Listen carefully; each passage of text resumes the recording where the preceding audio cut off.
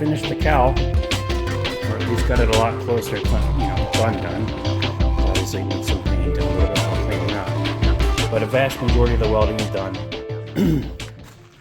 But you can see I had to recreate a majority of this lower windshield cowl area. It was just thoroughly rotted out, and for good reason. There's obviously a lot of rainwater that gets into this area, and Cadillac, you can see where they sprayed in this body coating here, but they didn't have anything that would spray the underside, so the underside would get quite rusty, and then the windshield's just sitting there pouring and the water's sitting in this one area, so it just rots out. I've seen lots of people complain about it, and unfortunately there's not an aftermarket, so it looks like this is your only option if that's what you got to do.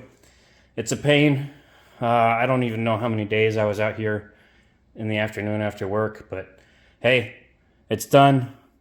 I'm past that hurdle.